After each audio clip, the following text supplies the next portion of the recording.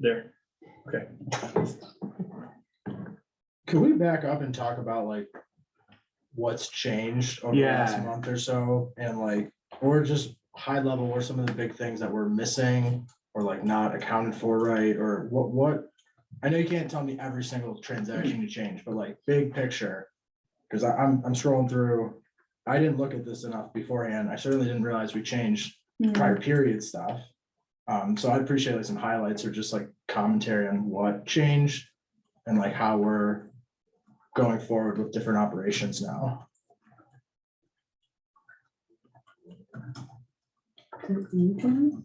It is anyone. Janice, do you want to field that? Sure. Okay. So the changes you're speaking, are you talking about what I just said? You that said we've the been financial moving? statements changed quite a bit. Like if you look at. Oh, different yeah. month Well, reports, and now we got 4 months. I can tell you when we started in January and February, there was no opening balances recorded in Cassell. The opening balances for all the checking accounts were 0, which was completely inaccurate. And we missed it in January. It kind of didn't really show up as, you know, any red flag because we weren't in the negative. But then as you could see, we got February and it was big negative in the checking account. And so that took a while for me to figure out what was going on, but that's because there weren't any So that's like, yeah, opening balances entered for 223. so that's balanced stuff, but there's like, there's revenue and expenditure changes too, right? Like pretty There was, significant ones. I would say so, in at least the capital improvement projects, with things being coded to the January GL when it should have been in the 2022 GL Okay. line items. So those we've been moving around. So is this a result of audit? Like how far we're getting along in the audit, or we're just No, finding errors? it doesn't have anything to do with the audit. It's more so Public Works finding, you know, I've provided reports for them for 2023 so far, and they've looked and said, well, that was an expenditure that actually took place in 2022, but we paid for it in 2023.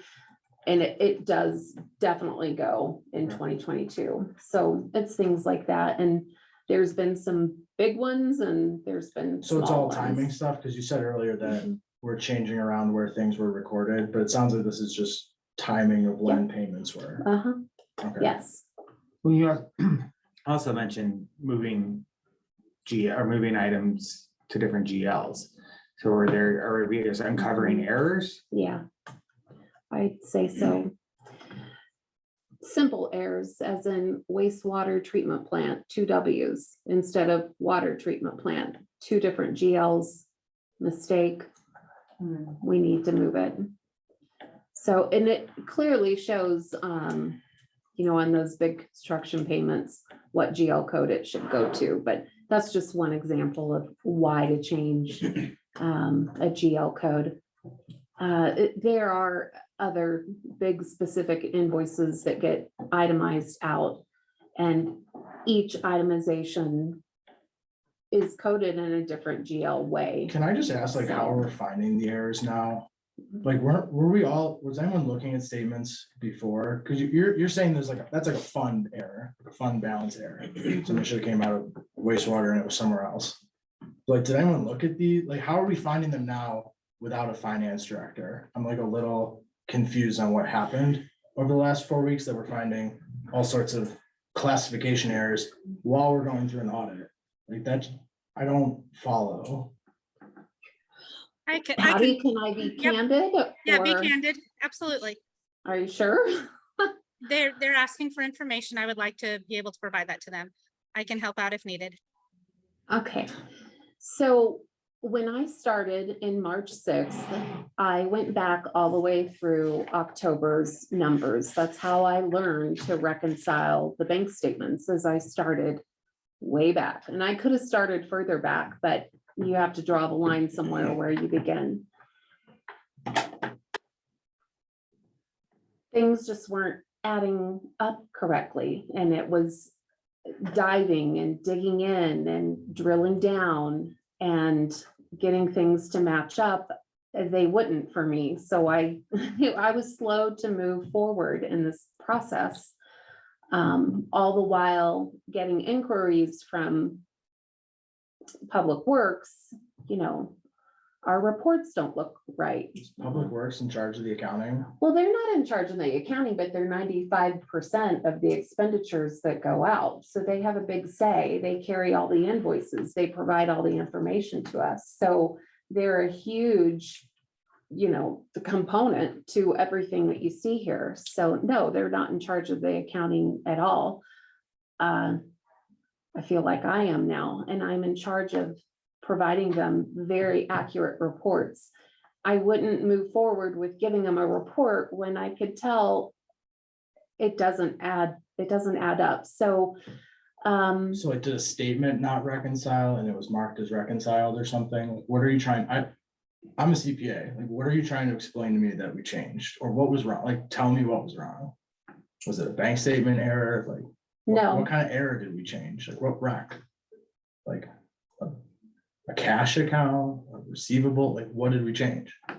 So everything in Cassell numbers wise matches up with the bank, or you can't reconcile it. But when you, in Cassell is so much more information as far as what expenditure does that GL code specifically tie to? That's what was wrong. I mean, there's nothing wrong with the amount of the payment or who the vendor is or who it went to. Everybody got paid and is paid. It's a matter of our recording it in Cassell properly to which GL Well, you code keep it saying goes things to. don't add up, which is like an odd way of phrasing it, I think. If you're saying that something's miscategorized, okay.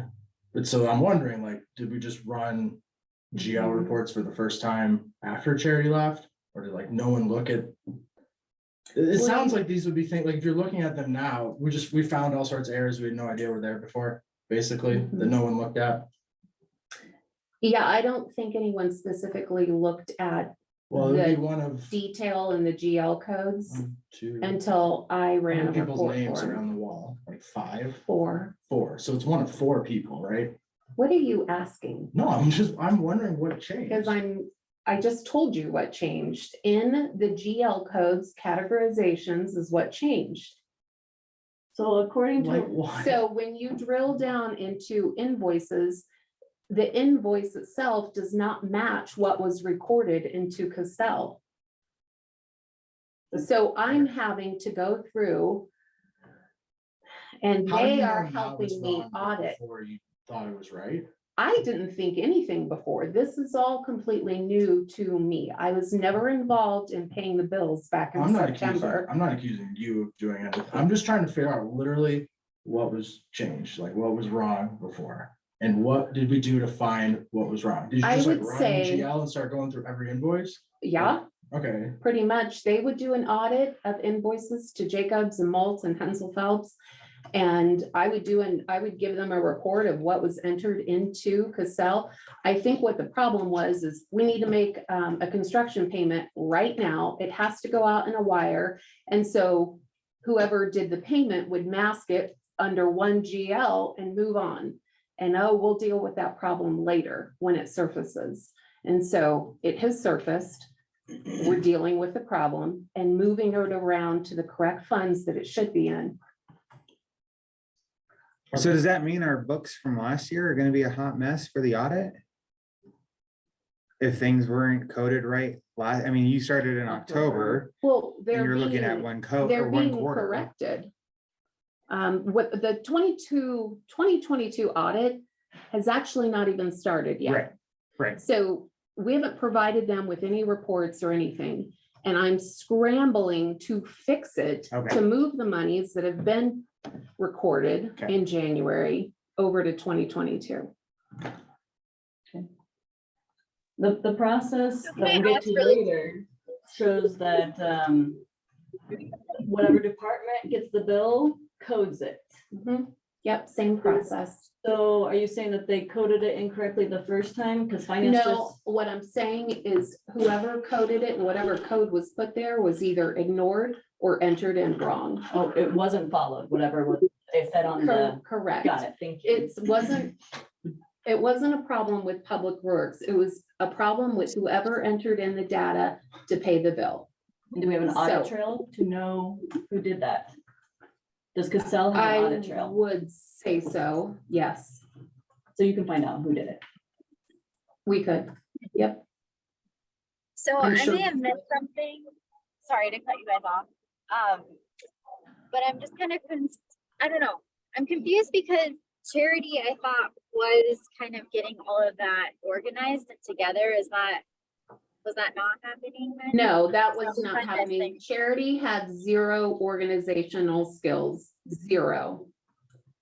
She was on fire every single day and putting out as many flames as she could and covering up big mistakes, knowing she was going to leave. They would surface when she was not here. I've been sitting in her office for 2 weeks, literally going through stacks and stacks of random papers that don't make sense in piles, trying to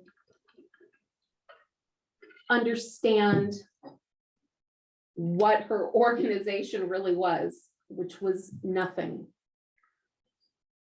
And I said from the beginning when she quit, I would not throw her under the bus. I was friends with Charity. I liked her.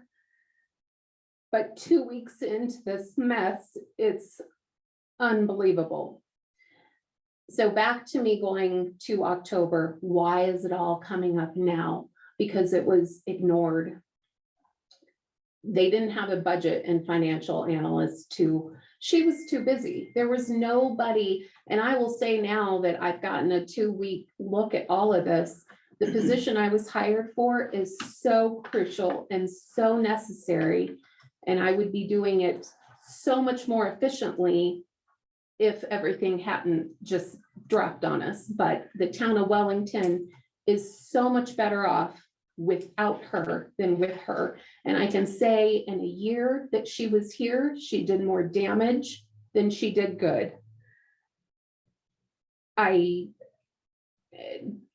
Just our own IRS discovery on payroll last week that Patti knows what I'm talking about is a big example. It's huge. So, I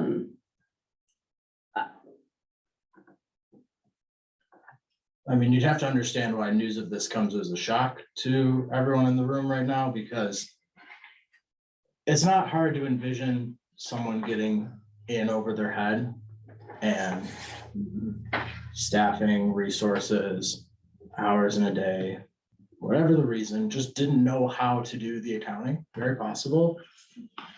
But everything was totally fine until apparently it was That's what you very thought. much not. So you said she was like hiding mistakes, like who was she hiding them from? Was like someone going to look eventually? And I'm very, very confused. And I honestly,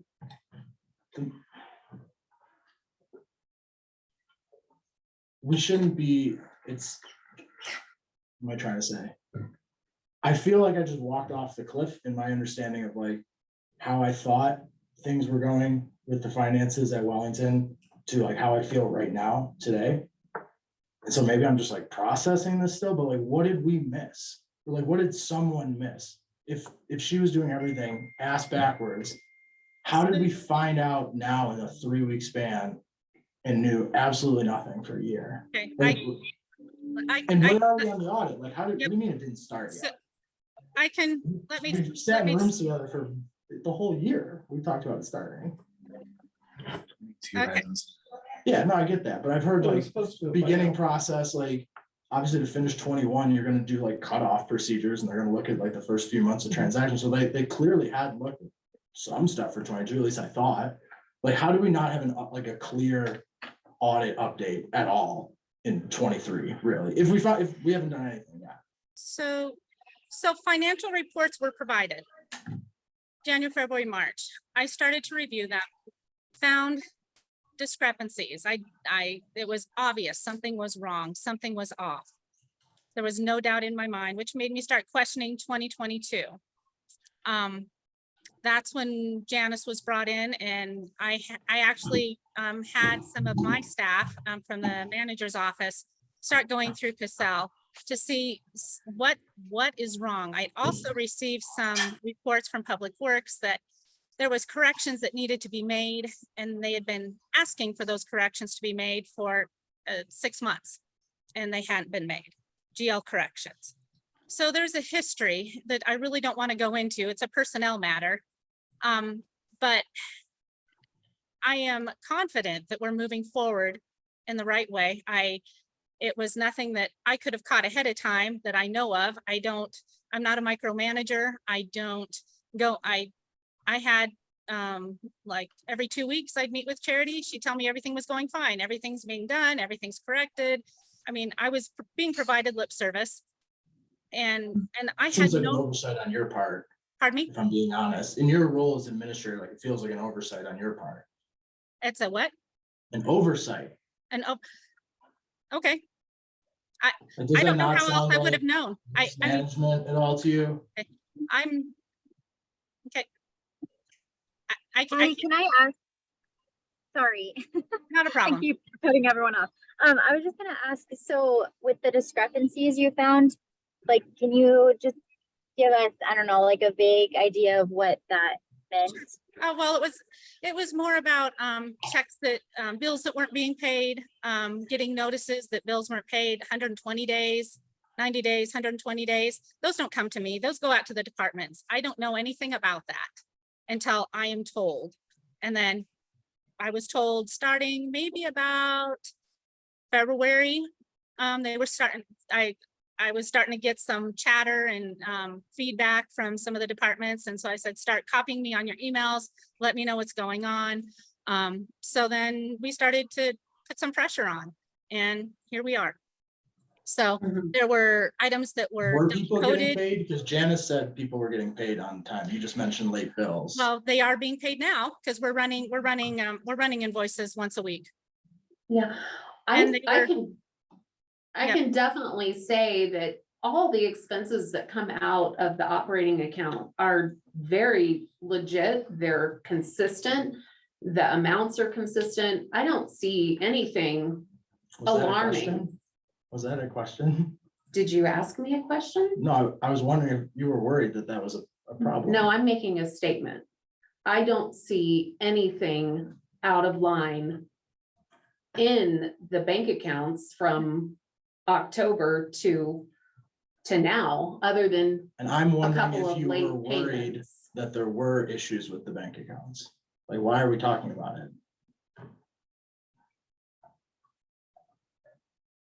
You've lost me. Okay. So right now we're presenting the financial reports. We have talked about that there were some corrections. There's corrections have been made. Things are up to date now. Everything's being paid on time. I mean, I feel like we're moving forward in a good path. I do not go into my director's offices and go through their paperwork. I do not go and quadruple verify information that they give me. My directors are hired to do the job that they are tasked with. And if they Well, aren't obviously, doing the those are job, responsible. then we have to make some changes, and that's what's happened. So is there an opportunity between this board or this committee or the board of trustees that we missed information? No. Is there, with the reports that were put in front of us, if you said, Patty, you noticed things were wrong when you started looking, are there things that we should have noticed? Well, there were just little things in like the financial reports. The one thing I noticed was there was no opening balance. I mean, I knew I could tell that there was, I mean, we were going negative, and I'm like, how does this happen? Because I knew we had plenty of money. There were areas like Public Works. Some of their salaries were at like 57% in the third quarter. And I knew that couldn't be correct. That there was no way, because we are very careful with our budget. We're very careful with the amount of hours. Should have just been at 25% at that third quarter report, and it wasn't. It was more like, I think it was 57% for, I can't remember which of the Public Works funds, whether it was water, wastewater, something like that. So there were just some things that, you know, when you're looking at your third quarter and you're more than 25%, something's wrong. I mean, what is the First quarter. So So when that, I'm looking that at the- started me.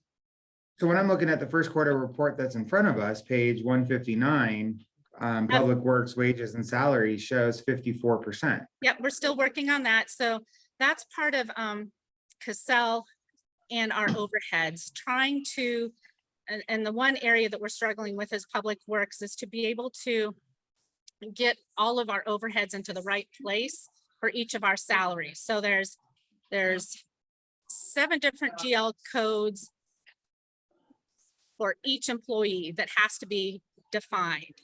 And it's not, Cassell is not easy to work with when it comes to these overheads. So HR has gone through, I think, everybody else's. They're just trying to finish up Public Works, if I remember right. Janice, is that correct? It is. Okay. So what is HR gonna be changing? Are they gonna be reallocating some of that $92,000 into other funds?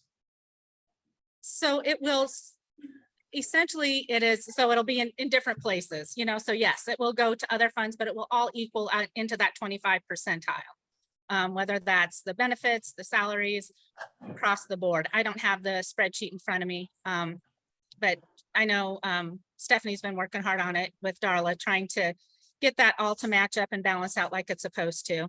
But I'm confident with the budget numbers that we presented that we won't be going over in 2023. So looking at the general fund, third quarter numbers, page 160, if I look at total fund expenditures, we're at 13.4%. So you're saying that's all gonna What essentially page? stay the same. I'm- It's just gonna be shifted around which GLs. Mhm. Yes. As far as salaries and benefits. So why do we consistently have the issue with Public Works, but no other departments? It's because they it's much larger. It's just our largest department. So and Public Works handles all of our major projects. So they've got a lot more invoices. And as far as the salaries, it's a much larger department. They have on-call, which other departments don't have. So we have to balance that out. There's just a lot of variables with their salaries. Did any of this have to do with the indirect billing with dividing the admin over, or is this separate? Correct. It has to do with the indirect? Yeah, it has, the overhead, indirect costs, whatever we called it, a variety of things. Okay, would we be able to get the breakdown for admin on the time amount spent on each, what is it called, fund? I think so. Let me mark that down. I don't see why we can't. Yeah, we've got it in a spreadsheet. We just have to pull out names and things like that. Oh, yeah, of course. Just in general, like as a whole, Overall, yep. admin. You bet. Yep, because we have all that information, and that was something that Vic actually created when she was here, and we just implemented it. It just wasn't keyed in correctly for 2023. So we've had to go back and make the corrections for 2023. Another question and concern is usually the finance director doesn't do data entry. So assuming that Cherry didn't enter things in because that's not her role, then we had someone else doing it. And I don't know if that person is still here, Nope. but if we're saying that someone is data entering wrong, we have to find out who it is so that we can train them to do it right. That person is no longer employed by the town of Wellington.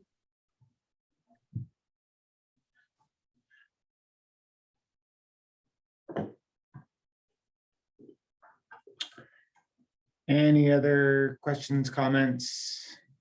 I could go on for another hour if I want. So we have to look at both. We have to look now at both of them to find out what changed. I guess is what we're thinking. You know, I don't know. I mean, it's up to you. I don't know if it's important what's changed. I mean, you may see that, find that important. What I know is important is what is correct and what's most current. I mean, you're welcome to go back, open up your 2 screens. I went through that exercise and, you know, saw those changes. Issues. Did I miss something? So are What's they that? not major changes? Are they big Well, issues or are they small issues? okay. I'm like, Okay, they were changes, but they were just for first quarter. I'm thinking major changes Of is something course we have to they're do third quarter, but we caught them first quarter. So we're making those corrections. And if you're welcome to go back and check and look to see it, I mean, and we can work our tails off to explain to you what needed to be changed.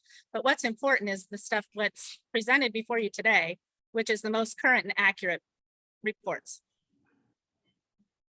I guess it concerns me that we're going into a 22 audit with information that may or may not have these same issues. It concerns me that we were presented reports, the trustees were presented, and we didn't see anything. I guess the previous finance director was supposed to be the resolution to a lot of the concerns and issues that have come up before, and now we're back here again. So I just hope that the audit isn't as bad as I'm now worried it's going to be. And I think I don't know if there's something on us or how we move forward where we feel like the information we have in front of us is accurate. Well, because I know it's not what the elected official call. So I know some of it's not accurate. What else is, I don't know. And I think the one thing that I feel good about is the bottom line. The bottom line, very bottom line, it shows that we're actually less expenditures than we should be at this point of the year. So it's not necessarily that the money is not there or to the point you made about it. It's not, there's nothing nefarious happening. It's just not being allocated. It's not being accounted for. Right. To the best way. And I guess that's what I'm trying to say is I mean, I've done this for 20 years and there's always changes. I mean, I remember in my budgets in previous municipalities, I'm going back and making, requesting GL corrections in October. As we're starting to go through, finish up budget for the next year, and I'm seeing changes that need to be made and, line items appear off. So this is not unusual to make changes like this to be, as long as they're not major. And I feel like we've gotten, like Dominic said, I feel like the major ones are done. We went back, we've made the corrections. We've done it. Public Works has done a great deep dive into, their expenses. I feel pretty confident about it. What I'm really trying to press Wellington with is we've got to make sure everything is correct moving forward. I will admit when I make a mistake, and I made an assumption, which I should never make assumptions, but I did, that things were being done right and correctly. And when I found out it wasn't, that's when I stepped in. But it takes time to press that. Yes, Jesse? Oh, where are we at, like, with hiring a new finance director? And do we have any concrete steps of how we're gonna mend the situation? Like, I know you guys are working hard on it, but Sure. as far as the finance committee goes, kind of like Nick was talking about, like, how Sure. can we kind of plan going forward to make sure that we're all on the same page and it's not, another disaster? Sure. So before I came, and even this has been going on well before I even started in Wellington. There is a high turnover of finance directors in Wellington. We have a history of it. We are not a municipality that anybody wants to come and work for right now in that role, which is why we ended up with kind of our last choice with the last one. It was the only person we interviewed. So I've talked to a couple individuals. Trustee Gaiter was part of it, and Nick was part of an RFQ process, request for qualifications. We put out a request for qualifications for a firm that would serve as the finance director and treasurer for the town of Wellington. My thought process behind that was to give us some depth, to get more eyes on our finances, to get more support on our finances and help us move forward. Because really all Wellington is doing right now is taking in revenues and paying our bills. We're doing nothing else. We're not talking about investments. We're not talking about anything else. We are just doing baseline work.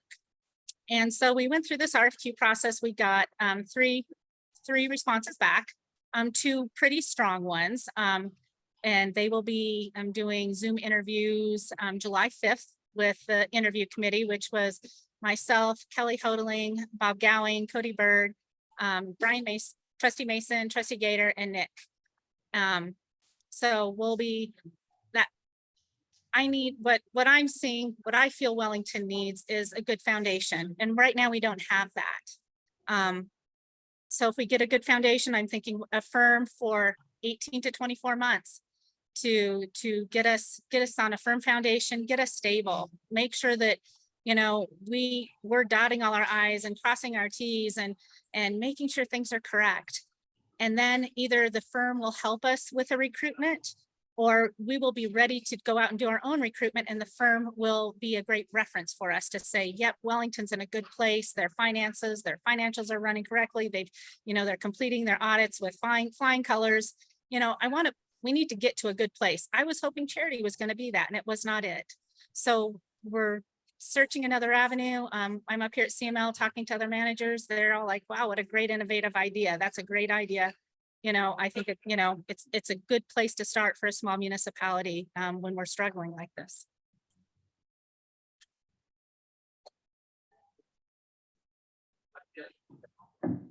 I got more questions about the financials. Yeah. I don't know if we're done with talking about the future finance director, though. Is there any follow-up, any other questions on that? Is there anything that you guys wanted to add? So I know Nick is kind of serving as the voice for the finance committee in that panel. So if there's anything that you want to share with Nick. And I was gonna actually bring it up during my report. So let's stick with the finance, since we're on the financial part. We'll come back to the RFQ during my report. I have, and I don't know if my pages numbers are the same as yours. I'm going off of a draft form. So the April report, it's my page 91. Looking at Public Works, it says 50%, and we're in April. It should be at 33%. So that's a little concerning that they're trending high. I just wanted to point that out. And then above that, the protective inspections, telephone services, there's nothing budgeted, yet there's money being put in there every month. And I don't know if we didn't know that was going to be happening or if that should go in a different account. So just want to throw that out there to be looked at. Tell me again the page number that you're on, because mine aren't consolidated like yours are, What's but the little page number? Oh, The- that's a good idea. Page 9. Page 9 of the April. Okay. okay. It still shows page 91 in the Oh, okay, end of great. the Oh, packet. okay. Okay. Telephone services under protective inspections, and just let you guys know that Public Works is trending over where they should be at in June. They're at in April, which Yeah. is not. The 50 versus the Good. 33. So I've made it a goal that I need to provide monthly statements to each department. And that way they can compare it to where they should be at. And that's their opportunity to come back to me with questions. Well, why am I over? And be very current about it, not something that we're talking about 6 months later, but on a monthly. Great. That's definitely what my job is. So That's awesome. The other one is drainage fund is 79%, 80% right now in April. That's kind of scary, but maybe it's like one time, is it The maybe one one time time, payments? yeah. The utility, I don't know what that is. It's at 106%, What page are you on? 106. Authority BP impact payments, maybe that's the one once a year. And I'll look into that to see if it's an annual payment. Yeah, those are my concerns that I wanted to bring up. Thank you.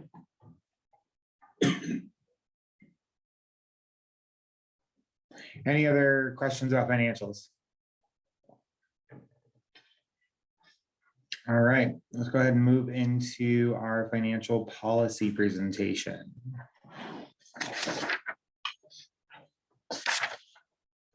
So these were some policies that Christine Gaiter had requested to include. Not the purchasing policy itself. She didn't request that one, but I wanted to include that because that's the overarching policy that the Board of Trustees has adopted for the town of Wellington. So inside those is the purchasing card policy, and what we use, it's like the check request policy, but it's kind of the accounts payable policy. The one item we don't have is a cash handling policy, and I did include a draft of that in your packet. I did reach out to a couple other municipalities, and Pat might be able to, I didn't talk to Fort Collins since it's a much larger municipality, but I asked for others for their accounts payable policy, and nobody had a separate accounts payable policy. It was all embedded in their purchasing policy like we have it. But willing to do whatever, work on whatever you all think that is best for the town of Wellington. And like I said, Pat might have more information about an accounts payable policy. Have some background on that. I wasn't sure. I think there are some policies that they have, but I'd have to ask and find out where they are, what they have.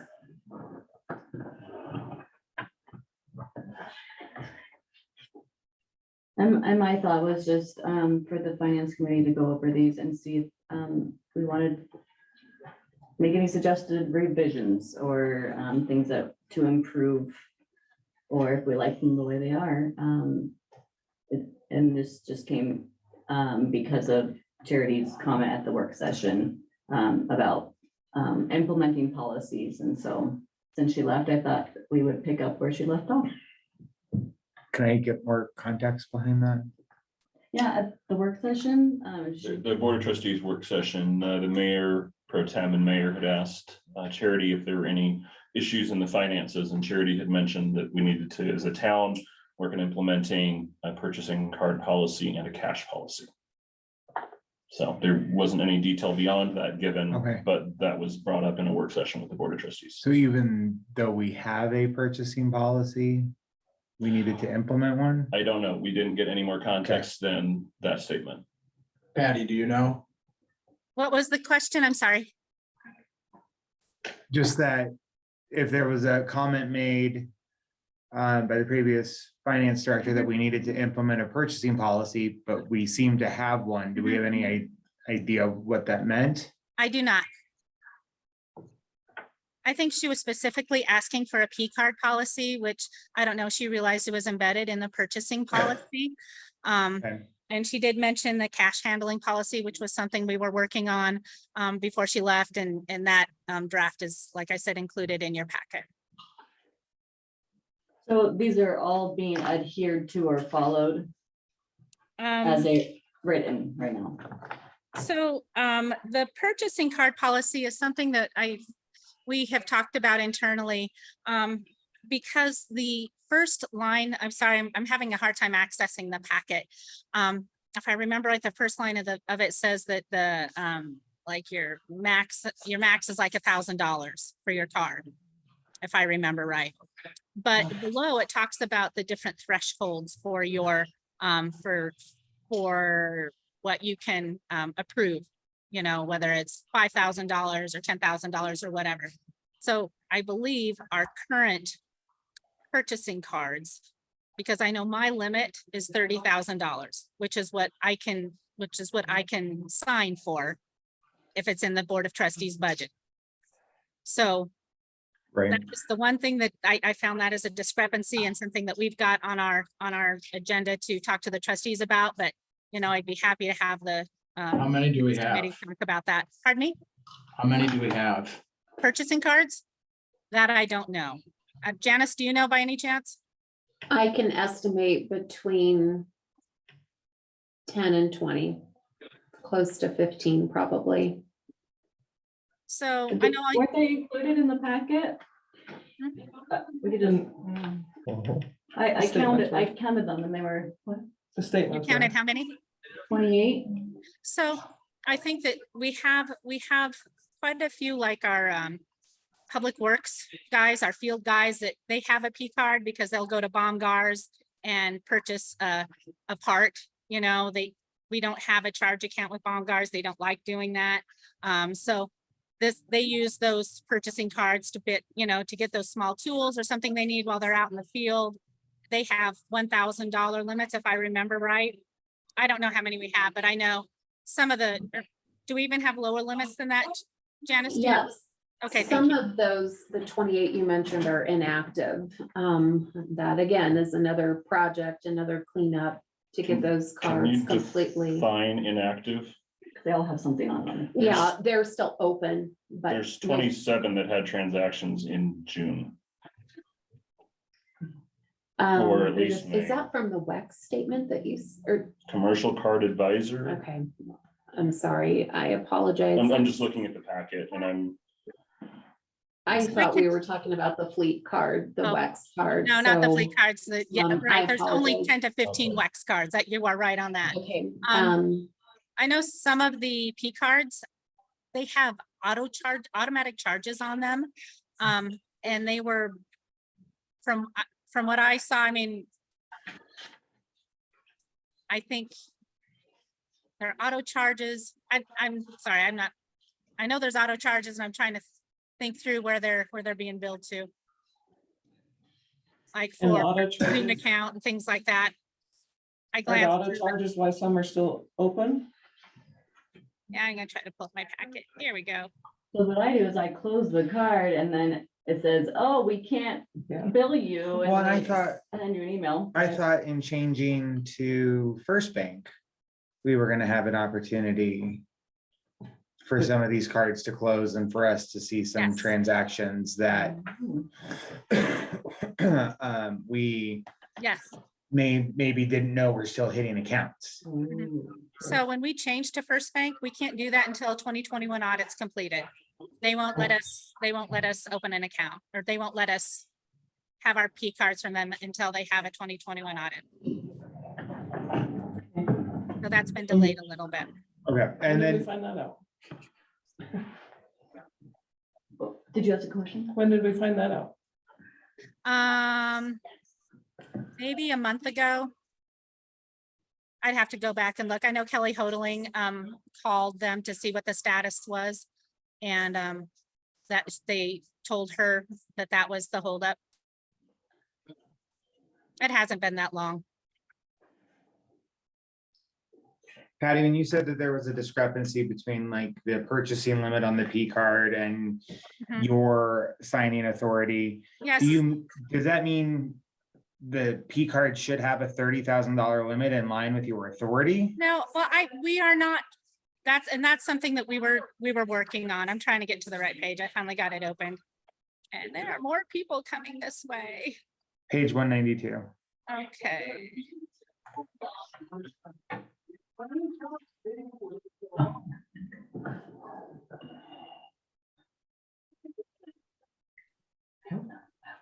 I'm guessing.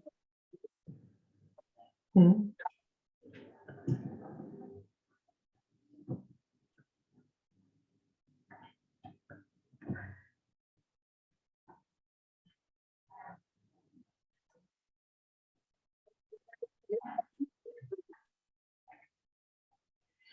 Sorry, I'm getting there. It's just slow. Is this $1,000 limit per transaction or total for the month? Okay, I'm gonna try to find another spot to sit. Do you know, Second. Janice, it's- So what- is the $1,000 limit, is it per transaction or for the total of the month? I believe it's total of the month. Because there's, I'm not There's a 100% lot. sure. there's a lot that are over $1,000. Well, some people's limits are 5,000 for the month. Got it, because they're assistant directors. Yeah, not everybody. So the 1,000, under the threshold, on the first line says, I think this is what Patty was talking about as the discrepancy. Purchasing card up to, under threshold, up to 1,000. So I'm assuming that means per transaction. And then your monthly spending is within your signature authority. Okay. But I guess maybe these are outlined in the definitions. No, they aren't. There aren't any dollar amounts in the definition. I just want a definition of like, what does a threshold mean? Okay, got it. What, I get that Patti can sign up to, 30,000. If it's within, if it's been budgeted, that I get, that makes sense. Streamline, we don't want to have to go to the mayor every time or something like that, but I do think we need some clarification on what does the threshold mean? What does the signing authority mean? Sure. Yeah, I think that needs to be defined, and that's a little bit of what we've talked about, is we have these thresholds for people as far as what their signing authority is, but then our P card says $1,000. What does that mean? That it needs some definition, because we want to make sure we're following the policy. And we feel we are, because none of us go over none of our P cards. So like Bob's P card has a threshold of, let me look, $25,000. So he never, if there's anything, a one-time purchase of $25,000 or more, that would Bob go to doesn't me. have a P card. How many employees does the town of Wellington have? It's like 65. So we I have think we're at like like 58. 40 cards for 65 employees. Pardon me? It was like, what was the 28. fleet cards? Oh, yeah. So sorry. we have fleet cards and we have these cards. So there's like 40 cards for like 65 employees. I didn't hear the question. I'm sorry. You just need to speak a little louder, please. Yeah, there's like 40 cards, credit cards, P cards, fleet cards for like 65 employees. Is that right? Probably. And if, Well, it's just no And wonder why we can't categorize our financial statements, right? Like how many different people are buying stuff.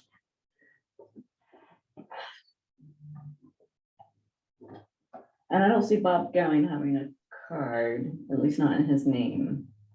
So that has been, and if that's something, if the number of P cards that we have out is a concern for you, then that is something we can talk to when we hire the firm, to get some guidance. Right now, the past finance directors have been very comfortable with this, and the department directors have supported it because it's less pressure on them. So that way, like I said, our hourly employees, our guys out at the plant can run into town or call and order a part and get it delivered, things like that. It just helps expedite things. We don't have a lot of, I'm used to having places that we have like an open charge account to. And so people wouldn't need a P card, like Baumgars, we'd have somebody go in and place an order. Well, apparently we had this with Baumgars at one time, and we had former employees that would go in and have an old business card and say, yep, I'm ordering. And they would allow them to walk away with whatever it was. I don't know if they didn't have a list of current employees or what the hang up was. This was years ago, and before, probably 3 years ago. So Baumgars, so we just closed that account, but I'm used to having, I'm sure Sarah, you have the same type of thing when you guys are ordering your parts and things for your store. It's like, I can have. it's like you have companies you work with, you just call, you place the order, they send you a bill at the end of the month. So Yep. I guess because Wellington is small, because there's a limited number of places to get the materials that we need, they opted for everybody having the P cards. past due on some of our bills, How do you know that? What's that? because that's one of the things that she said they uncovered. 100. Oh, for P cards or just? Just in general, that we've missed bill payments that we uncovered in the last several weeks. So we had bills that were 120 days past due, you guys said, is that correct? There were, they are now paid, but yes, there were bills that were past due and people were very Makes sense, unhappy we with us. lost out We on that had, 30. so Oh, I see what you're saying. Yes. bills, So I we lost accounts because of that we had existing, or Not that I know. that was a Oh. rumor. I've been told that is not true, but I don't know that. I mean, if we have, I will have to follow up on that. Well, People, one of I the- mean, I can tell you like Dan Sapienza, his firm is, I coded out their things and they didn't get paid for a couple months. I just found out. they're now up to date. But Mhm. I mean, it just didn't make any sense to me. I don't understand why bills were not being paid on time, because AP is like the simplest thing to do. And this, and I don't mean to bring back up the financials from the conversation that we Okay. just wrapped up, but I guess the point, you were making the statement of you're used to having these accounts, Mhm. and we may have had that, or we had that account at Baumgart's at one point, and now we don't Mhm. because of one thing or another. If we have a reputation or we have issues where we're getting accounts 120 past date, 120 days past due, then yes, the easy option is to give everyone a card. And then turns out we're not paying that either, but that's neither here nor there. I do want to point out that the purchasing card policy is in this packet twice, and I hope it's the same one. There's one on page 204 and one on page 220. Sure. So yeah, the purchasing card policy is embedded in the purchasing policy itself. So I wanted to pull it out separate. Okay, It is, so it is in there twice. On okay, purpose. I mean, because it's in the purchasing policy, but I wanted to pull it out separately as a separate document for you to see, so you didn't have to go thank you. scrolling through. Okay, that makes sense.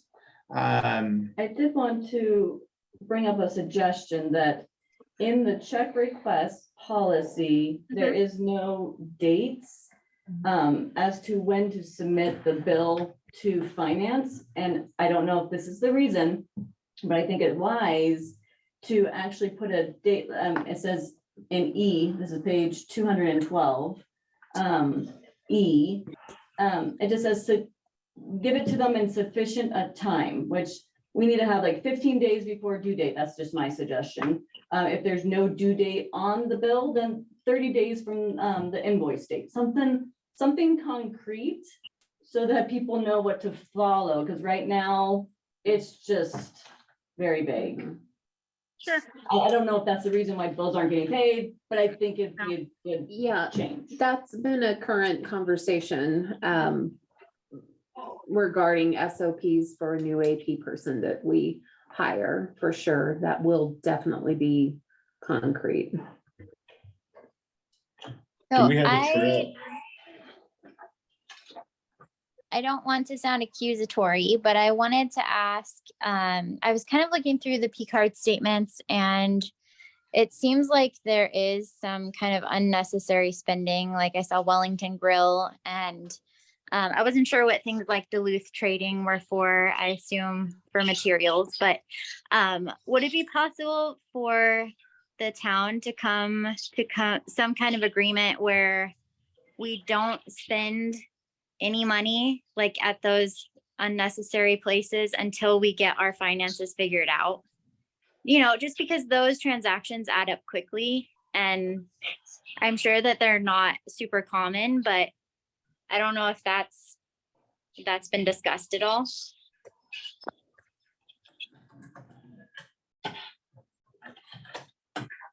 Usually those are times that we like have a new employee, a new hire. We're trying to show them Wellington. We work hard to not do that. In fact, most of us, when we do employee lunches or we take our employees out to lunch, we pay for it ourselves. That's sadly a normal practice and really unfortunate, regardless of, I mean, it doesn't cost a lot, but it sure does a lot for employee morale, and it means a lot to new employees to feel like they're being wined and dined. We purchase meals for, like the last one we did was for when the county commissioners were here, and we provided dinner for them. We ordered Subway, about the cheapest way I can go. Bought bags of chips from Ridley's, bought a case of water from Ridley's. So we try really hard to keep those ancillary costs down, but sometimes it's necessary. I feel that there are times that this is necessary, and we do not take advantage of it. And I have if that needs to stop, you need to let me know, and I will bring it before the Board of Trustees, or Trustee Gaiter can, because I'll need some direction on that, because it is built into our budgets. Yeah, I appreciate the frugality. I just, there were so many transactions to Amazon.com and random things that we don't know what those things are. And so it would be really great to be able, and I know we've talked about this too, to see like an itemized statement for all of these things. And maybe it's even out there and I haven't seen it, but yeah, just more information as far as that kind of spending would be super awesome. You bet. And Janice and I talked about that last week, if she can figure out how to pull those Amazon statements, or we can have Jenny Jones from Public Works pull them. So I'd like to see them as well. So you're not the only one. Thank you. Well, wait, in our policy, it says that they're supposed to submit receipts, so we should have receipts for all these. We shouldn't have to go to Amazon. You should be able to pull up those receipts. Is that correct? Do we have those? Well, we have physical statements from Amazon. We don't have physical individual Well, receipts as that's far as required by the policy. seen. So are we following the purchasing card policy or not? Because the purchasing card policy is very specific that you must have a receipt and it has to be submitted. We have, I think we have, when somebody places an order, they get a receipt back.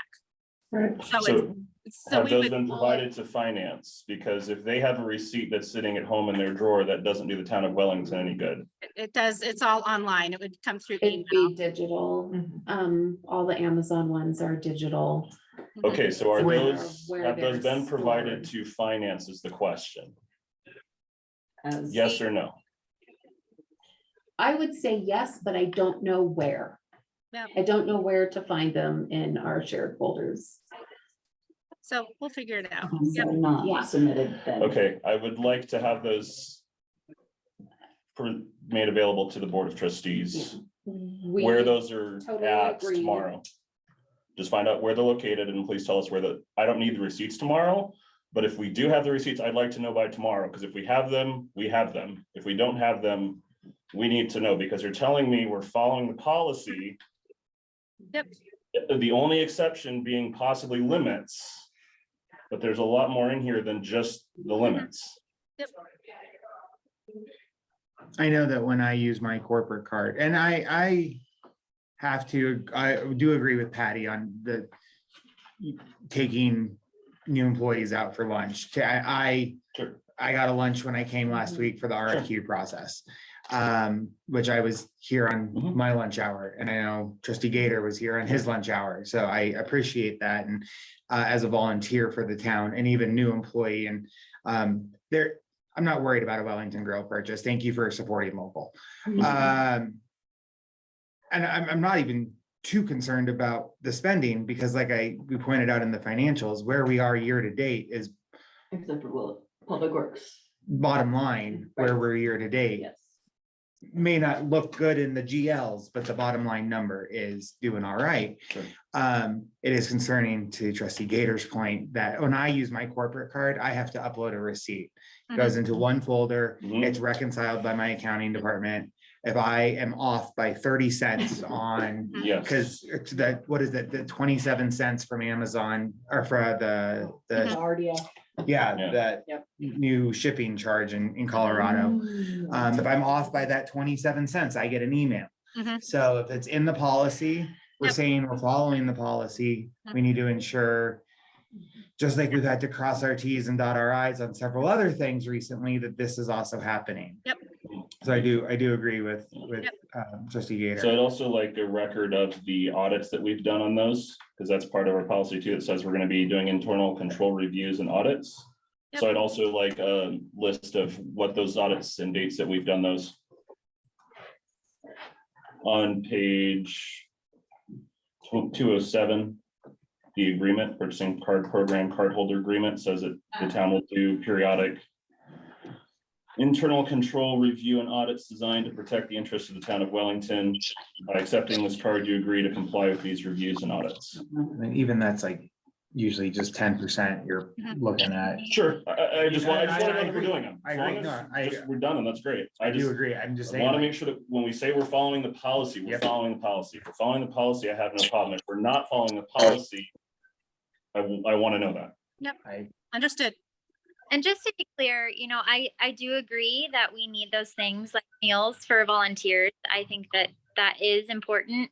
What I struggle with is just not knowing what those charges are for. So I don't know if there's some way that we can even be so nitty gritty that we say, hey, this was a dinner for a new employee, or, just some clarification so that there's no room for misunderstanding. And the receipts that are submitted do say that. So like, the one that I did for Subway. It said meeting of the Board of County Commissioners, charge to line item, whatever.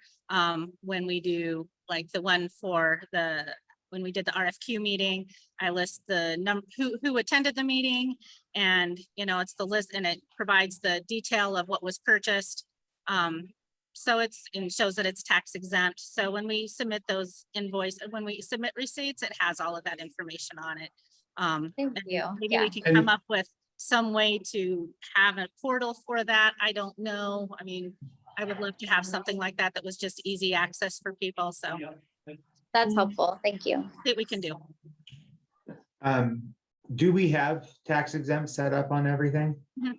Yep. Like on Amazon, or people aren't using like a personal account, right? No. They're doing, God, no. okay, It's all tax exempt. Yep. And if something comes back with sales tax, we make them go back and get a refund. okay.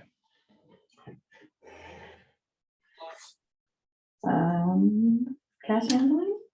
So yeah, cash handling policy. This is in draft form. Mhm. And let me get back to that page. 161. 261. So we don't have this policy currently. I feel like, didn't you talk about a cash handling policy, Dominic? Previously? So any questions, comments, feedback on the cash handling policy? Hey, correct me if I'm wrong, policies go in front of the board, Yes. right? Okay. Well, I guess it depends, because some of them are typically they're presented to the board. I know we approved the purchasing policy and they've updated it. I don't know that we have to. I think the town administrator can put in place policies without us. But generally, they've been presented to the Board of Trustees just so that we're aware of kind of what's going on. And this is why I want to make sure we're doing, because ultimately, yes, the responsibility, there are issues with the finance director. There's issues that ends with us, right? We're the last link in that chain. So if there's problems going on, that's ultimately our responsibility as the board. So it's good that we are aware of, how are we managing the finances? What are things like that? So even if it's something the town administrator puts in place, typically she'll just inform us so that we are aware of what's going on. But I don't know that we have to be the ones that say what the final policy is. I don't So, think we have to. so I would like, personally, I would, if there's a cash handling policy, it gets, I don't know how we implement it. I've pulled several different types of accounting type policies from other municipalities, and maybe the cash handling policy can be put into something more broader than just a purchasing policy for the town of Wellington, where it would, be part of a larger document that would be approved by the trustees. So there's something in place. Well, yeah, you need, whoever is receiving payments or cash Mhm. should be a different person from the person who's creating the deposit and entering it in to the accounting system, who should be different than depositing it into the bank. Otherwise, like, this policy, it's kind of useless. I'm not gonna lie. Like, it's definitely missing like pretty key controls to make sure that all the cash that you're actually writing on the deposit was all the cash that started there. Like, it's just missing on here. So it So was, it was a draft. We're missing a ton of stuff on this cash policy. Okay. At least start with, if you want to just like Google fraud triangle, the basics of like who the 3 separate people should be to receive cash, create a deposit, make the deposit, enter in the accounting system. You just start from there. You'll figure out like there's a ton of stuff missing on here. Okay. Well, it was, Also, do we have a safe? yes. We do? It's I'm weird thinking- because Charity said specifically that we didn't and that she asked at some point. So did we just get it? Or was she No, lying? there is one. I'll have to, I Are know we that using it? Or I don't touch the money. I don't know. I'll have to ask. I know that there's one. I know that there was one. I know I saw it. It had keys and everything. In fact, Ross and I were laughing about it. He was telling me about it. So I'll have to look. I don't know where it ended up. I just assumed it ended up in finance. We'll take care of it. Why did you say yes? Huh? Why did you say yes? Yes, That was your first answer. that we have one, because I saw it. I know we have one. But if it's being used, I can't confirm that. There's an assumption on my part that it's being used, but if it's not, then I will have to track it down. Well, you're making the deposits now, I'm pretty sure, like it's on this board. We've always been making the deposits, So and was the deposit ever in a safe? it doesn't have to be because I go to the bank on a daily basis. It's just like a simple question of like whether or not the deposit was in the safe. No is a fine answer. All these other answers are very lame answers. Like, just say no. I If don't, the answer is no, like say okay, no. I'm saying I don't know. Well, you do I the don't handle the deposit. deposits. I should not be touching the money. Patty's a different Patty than Patty Garcia. Yeah, So you've And- never done a deposit? this is our work product internally for the employees of It's a town little of relevant. Wellington. It is, but this isn't for you to comment on. This has nothing to do with you. This is Okay. for the town of Wellington employees' finance department. So you're muddling up different patties. There's 2 different patties. Thank you. There you go. I didn't realize that. Patty Lundy's listed on that. That is not me.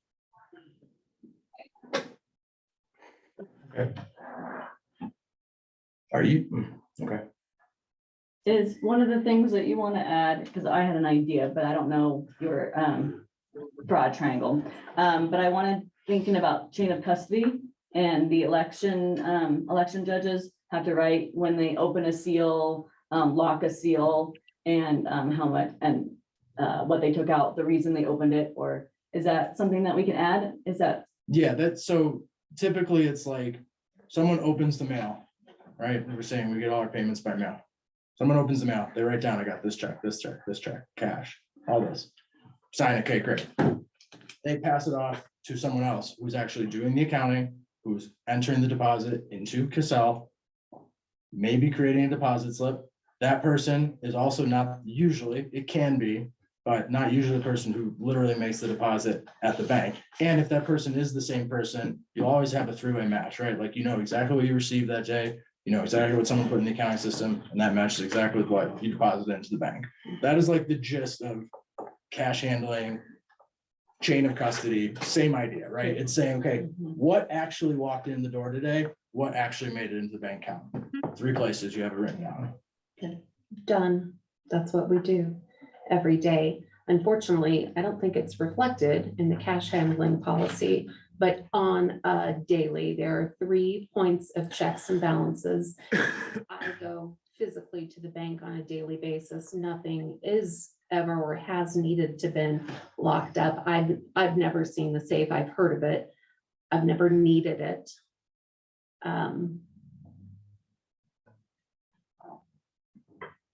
what are the 3 things that you do? So Jeremy and Verity are the main people downstairs that take the cash. And every evening they verify each other's cash that they took. They print out their own specific receipts report that they entered in and took in. And at the end of the day, they look at each other's reports, look at each other's cash, they sign off on each other's. I then come down and get they keep them in bank bags.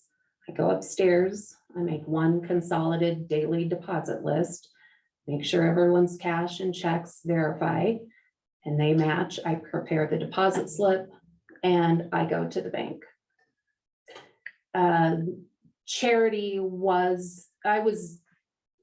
before she left, was preparing the deposit slip for her, and she would go to the bank. That did not happen on a daily basis. I don't know if she was locking the deposit up in her desk.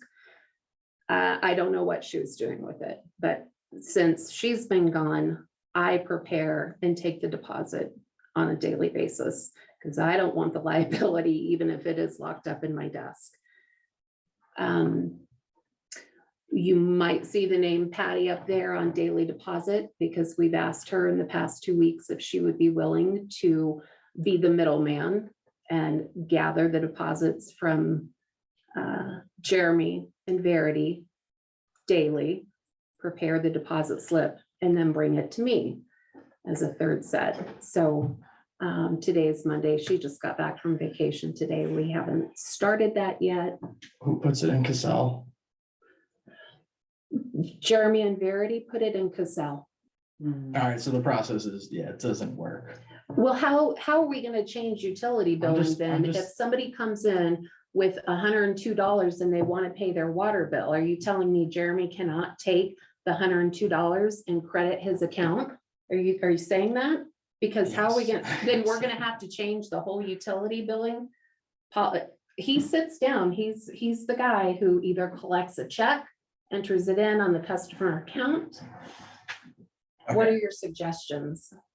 Oh, am I like the new administrator now? No, I'm telling you, if you receive the cash and you record it in the accounting system, you can commit fraud. I'm just telling you. Those are two key steps. If you take cash away in the beginning and you're the one who writes in the accounting system, I don't care if someone else deposited it different. The cash is Well, gone. it sounds like I'm we just need to telling- hire somebody else and have two people at utility billing sitting downstairs then. But even the two people That's sitting not what there I'm saying. telling each other, that's a place where fraud can happen. I get staffing, right? Like, didn't expect us to have perfect internal controls. I'm just saying for cash, you asked me what, I said this policy is missing a ton of stuff. You asked me what? Told you, there's a triangle, right? Receiving the money, accounting system, bank. You say we're doing that, and then you describe it to me, and it's like, no, we're not doing that. And that's why I'm laughing, because at this point, I'm like, I don't know how serious to take any of this. This all just seems like a joke to everyone. Like, we clearly didn't know what was going on all year. Why should I review 264 pages of documents over the weekend? Because like, we don't know what's going on. We're saying things that are happening that like aren't happening or like very misrepresented.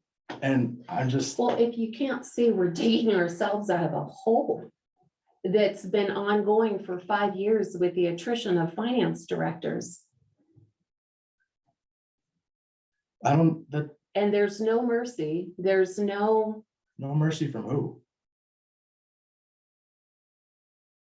you. Well, I've been a peach for a year. I don't know what a peach I've is. been very nice for a year. I haven't. So now done you're anything. gonna be not nice tonight? Yeah, Well, that's great. Why? This is a time, I mean, I'm new too. but I'm not gonna give this up. isn't personal. I'm just Okay, saying. Well, let's- I'm not gonna give up and I'm not gonna beat Okay, up guys, on the let's past. try and- Okay, We guys, the need to chair's move trying to, the forward. chair's trying to talk, let's let Nick. Do we have recommendations at this point for this policy, which is what's the request in front of us? I know you've got a ton of experience. I have no idea of what, like, all I can think of from a bank standpoint, where my tellers take cash and record it as a transaction.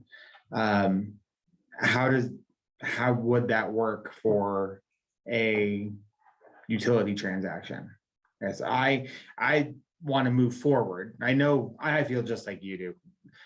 This last year, but I thought we were doing great. And I think there's just so much, it's to keep building today of finding out information that we don't, that is wrong, that we thought we knew, that we apparently didn't. How can we move forward? I volunteer to make edits to the cash handling policy and I'll get back to you guys in a few weeks. Do you I don't know, like, whatever I just said, we're recording it. Like, 3 different people doing those 3 different things. That's the recommendation. would it be beneficial if there was like a subcommittee of the task force? No, it sounds like there's like not really a procedure today, so we should just come up with a procedure and then when we come up with a good one, just document it. Mhm. So, But that, Because the policy means Involves nothing if staff. we're not doing it. That- It's like, we were that talking about involves the key card 20 minutes ago. We clearly aren't doing stuff in that policy. So I don't know. Like I said, and I do have concerns about policy, and when I think about my organization, again, sorry, it's the only point of reference I have. Policy is approved by the board of directors. Senior management, administrators, CEO cannot make changes to policy. Policy is end all be all. You want it written in a way that there's gray area. You want it written in a way that people can do their jobs. Procedures, or in this case, this is even called a cash handling guideline. So it really has no weight to it. Those can be edited by department heads, what it may be. So I almost trustee Gaiter think we might need to have a bigger discussion about policy, to your point of some can go for the town administrator can do it. Like there's some bigger things here.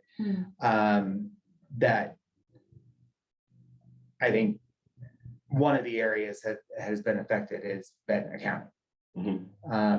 If we are still having issues that are 5 years old, even longer, that we've been never trying to dig out of, we've been trying to dig out of a hole the whole time this committee's been here. That's what we were told. Yeah. By Charity, is that we were trying to dig out of holes. So No, I agree with you, Nick, that as I said, I think we've gone through 4 or 5 finance directors. We've gone through, I think, 4 since I got elected in 2020. And there was one that we went through right before that. Obviously, this is a continue, so we've got to figure out what, because there's a deeper, it's not one person is the problem. Because there hasn't been one person that's been here for 4 years, right? It's been totally different people coming through. So there's somewhere else, there's institutionally a problem.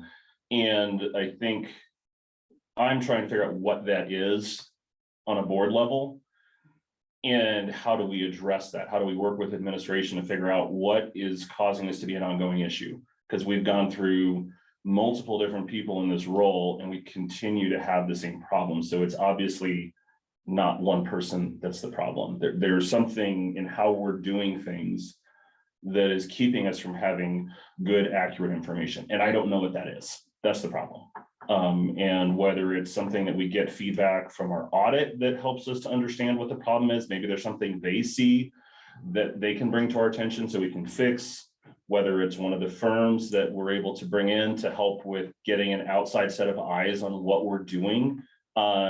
I'm trying to figure out what are the problems that need to be addressed, because I agree with you. It's not a one person problem.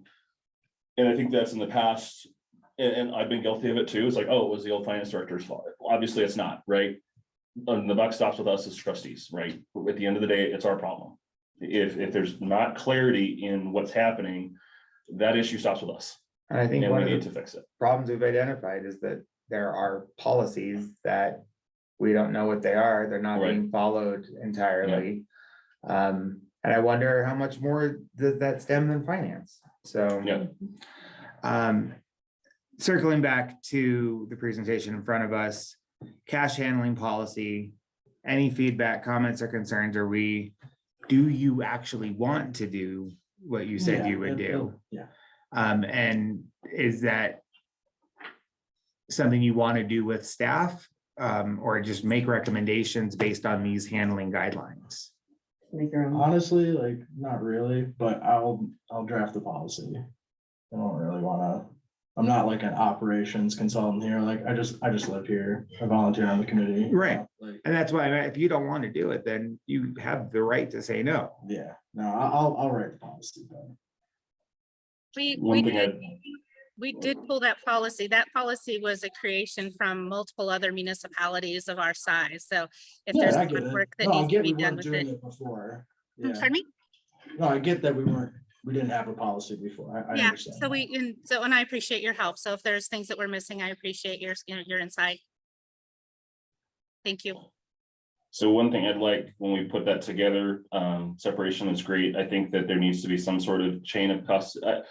Okay, who received the cash, who entered it in? I would like to have that recorded so we know, again, it's being able to go back and track if there's ever a problem, what are we doing? Because again, we're dealing with taxpayers' money here, right? Taxpayers are coming in, they're paying their bill, and I want to make sure that we can show the taxpayers, when you're giving us your money, we're taking good care of it. And the whole issue from my standpoint, it's not about, I don't trust people, is what we have. I think we have great people, but I've never had somebody who was doing all the right things ever be upset about policies that were designed to protect them and the people they work with. Not once. I never had complaints when I was an employee about having to submit receipts and all that stuff, because I knew I'm never doing anything I'm not supposed to do. But I want to be able to show our taxpayers, hey, we're being responsible with the money that you were giving us as a town. So, and obviously with the other things, we can work through those, but I think cash is one of the big areas that there's just, regardless of what actually is happening here, there's a stigma that that's an area that can be a problem for any organization. And I want to show that we are going above and beyond to make sure it's not a problem for us. Well, and I think personal experience, I got an email today saying, where's your $10 for the 4th of July parade? And I dropped it off last Wednesday in check form. So I have a question. Sometimes there's not two people up front. Sometimes it's only Stephanie Anderson, our HR person. And a parent comes in and wants a $20 jersey so that their child can play soccer and they only have a $20 bill. Is Stephanie then not allowed to take that $20 and enter it into Cassell because there's only one person in that room? It's things like that, that if we're gonna create a policy, that has to be in there. I'm Correct. sorry, Town of Wellington cannot accept any payments cash wise if there's only one person in there. Or whether we have like a signed receipt, right? The client drops off $20 to pay something, there's a signed receipt. They have signed receipts, every cash transaction, I keep them, Great. they're all on So- file. They don't have to enter it. That could be done later. All they have to do is receive it and have the receipt. Yeah. That's it. Yeah, Because it's kind of a one-all thing though, to create the receipt. Gonna have to change. not necessarily, well, so if you've got a cash book, I received $20 and I write you receipt, hey, here's $20, this is for you. And I write on there receipt $20 and it goes in an envelope that goes in the safe behind my desk, right? There's a safe or a money box or something that has a drop box that I can put the deposit slip and the cash into the box, but I can't take anything out. And then at the end of the day, I don't enter anything into Cassell. Whoever enters it in Cassell grabs all of the cash that went into the box, takes it to their desk. They log, I'm at my desk, it's 5:37. And they go through and say, okay, here are the receipts, they put it all up, they tally it, here's all the cash that entered into Cassell, and then it goes into a bag for deposit, goes back in the safe, and it's locked. And then whoever's making the deposit comes in, signs the sign thing saying, I'm here to make the deposit. They verify this is the cash that was in there, it matches up with what the person before said, and then they take it to the bank. That's a very simple way to do it. And I don't have a clue how any of that works, but that's just a off the top of my head a way it can be done. That yes, there are extra steps, but again, it's those extra steps are to make sure that we are protecting. Again, yes, it's protecting the residents, but it's also protecting our employees for anyone coming back and saying, well, you're doing things you shouldn't be doing. I, as an employee, am protected by that because I'm like, hey, here's the policies that I follow. I write down the numbers, I stick it in there, it's done. I don't have a key, I can't access it. There's never accusations that I, as an employee, went and stole money. And if I go through and I'm entering in Cassell, I write down everything and it's tracked and I put it in the safe and I don't touch the safe again. No one can get back and say, hey, John, you stole the money out of the safe. It's like, here's what went into Cassell, here's what went in and I signed out. If somebody else accessed it after me, that's not on me. I am protected. And it, again, it builds up protection for everyone throughout the process.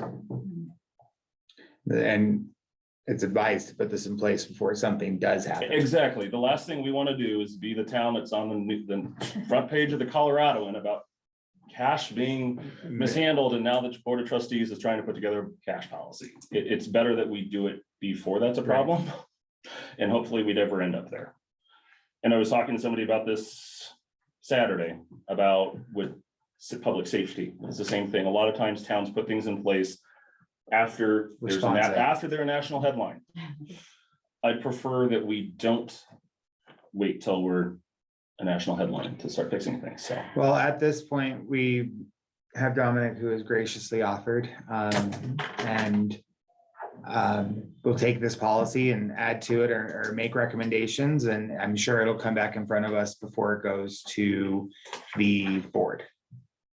Can I make a recommendation that we, as a board, decide we hire a third party firm to figure out what is institutionally wrong with what's going on for the past 5 years, and let's hire someone to figure that out? Would that be beneficial to, like, once and for all, let's get this solved? So when I think we're about to move into Okay. to reports, and in my report, I'm going to talk about a firm or the process that we're in. I do think as part of that, the final firm that's selected should come in front of Finance Committee for a recommendation of approval before the trustees are going to have to allocate additional funds. So it's going to have to go in front of the trustees as well. So they should have our input on that as well, not just mine. So does that seem to So feel? they're gonna be the finance director as well as the investigators. is what you're saying? We're gonna pay them extra to investigate? No, I'm not Or should we have two specifically, different firms, one finance director, one that would investigator? be, that I think is probably a different, We let chair report. sorry, I'm gonna get into your report. or yeah, I guess. Sorry. We've teased it like 3 Yeah. times. Right? Are we cool if I just move into my report? Yeah, yeah. And we'll have that discussion, but I do think that's a Okay. bigger discussion. You're not, it's not wrong, but. Okay, so as Patti she straight up said, we put out a request for qualification for municipal fund services, looking for primarily a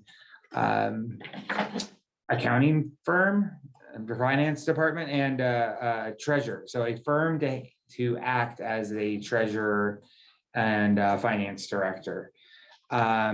This is preliminary, trying to get information before we go back to before staff goes back to the board of trustees to say how we're gonna move forward now that Charity's not here.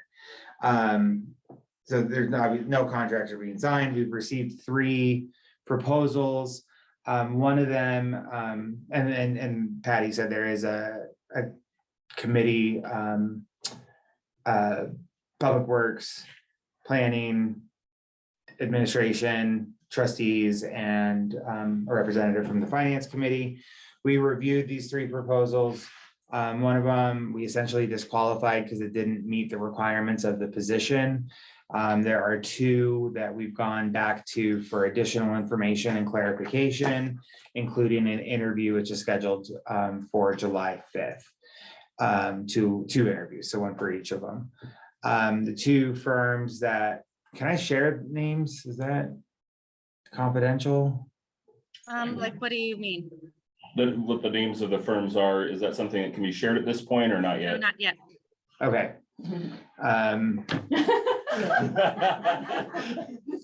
So the. I don't want to get us in trouble. I don't know what the rules are, so I'm gonna learn this the hard way, it sounds like.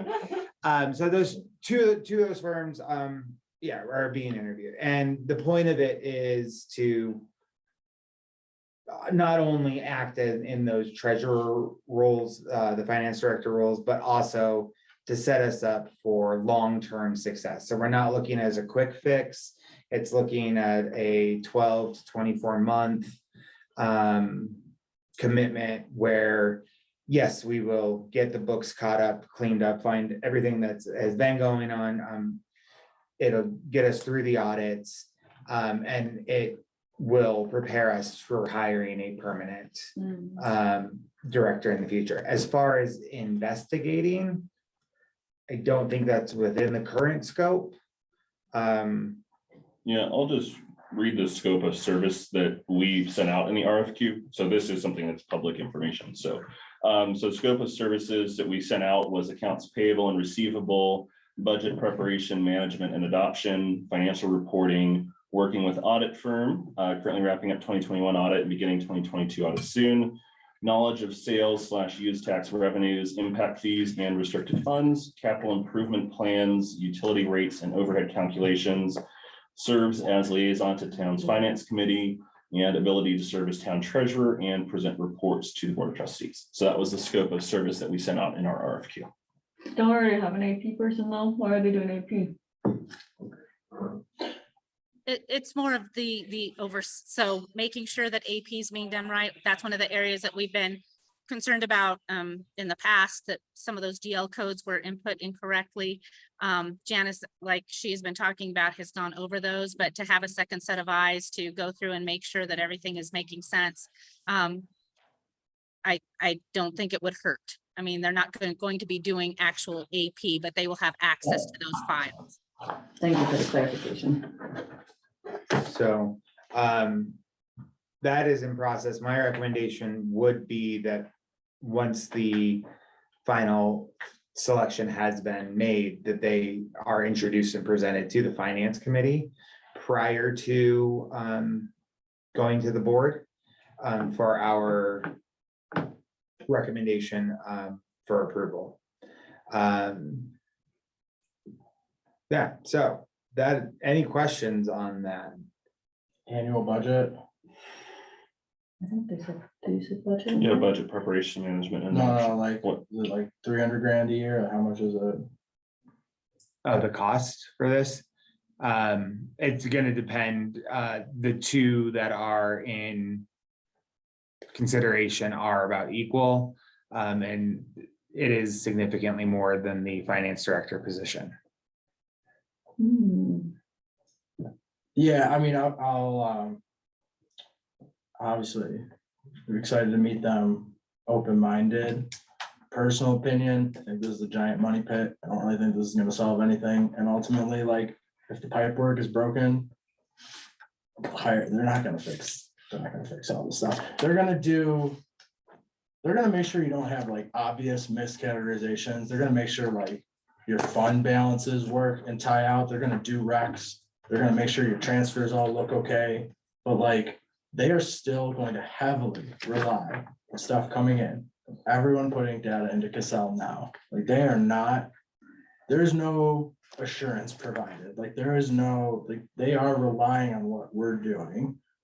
And I don't really think there's been any evidence. I'm new here still, right? Like, I don't know what happened over the last 5 years, but like, if it hasn't worked for 5 years, I really don't see how 2.5, it's probably at least double, probably more like triple the cost of the finance director. Plus, you need to hire staff to actually get all this stuff in here. Like, this is just gonna be a money pit and it's not gonna fix things. That is my opinion. Maybe I'm kind of biased. I just find these firms like very expensive, not very specialized knowledge, and like, they're not problem solvers. Like, you're paying for problems, like, I am strongly against this idea, but if we can't hire someone, there's only so much you can do, right? Do I think a team of clerks and people who will work hard could like make up for a finance director? Like, yeah, maybe we need to get people in the door and stay here. And if the reality is that's not possible, then it is what it is. I just think it's gonna be a giant waste of money, personally. That's the one thing I think I totally agree with you on. I would love to see a bunch of clerks come in and have them stay. 5 people crew, normal wages. I really think. If you're gonna spend this money, Clean. hire 5 people who might not have done this before, but you think are good people and might be able to do this job. And who knows, maybe you have a finance director that grew up in-house, who like was what Charity was supposed to be, right? Like, she was punching up when she got this job, for sure. Like, she didn't have sounds like if I would have applied, I might have gotten hired. I'm glad that I didn't.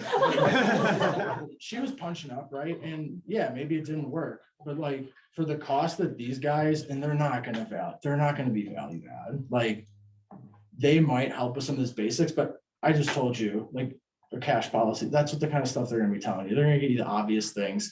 They are not consultants. They're not management consultants. Like, they're not gonna come in here and like fix operations. That's just like not a realistic expectation of their services. And if we're willing to spend all this money, find 5 super sharp, super hungry people and like figure it out. Honestly, like, if that's what we're gonna do, like, you got a 20% chance of maybe finding someone who's really, really good and actually might run this department run this finance place in 3 years. Like, that's a huge win. You know, even though AP seems like an easy thing to do, Patti said, it might be easy, but it's so important. Whoever enters in utility billing, those people are so important that they enter in everything correctly. It starts from the bottom and it flows up.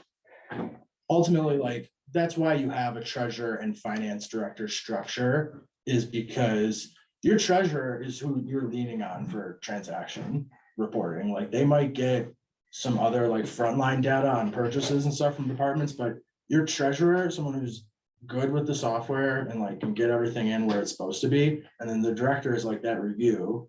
Now, I'm talking about a perfect world right now, but I'm also saying, like, we're gonna consider spending the money on a firm. Like, I just feel like there's people you could maybe hire. I don't know, maybe that's super idealistic of me, but like, I don't think this is gonna solve any problems, truthfully. I think it's just gonna be a very expensive Band-Aid, and you're gonna be in the same place you were 2 years from now. I think you said it right. We need to solve operations.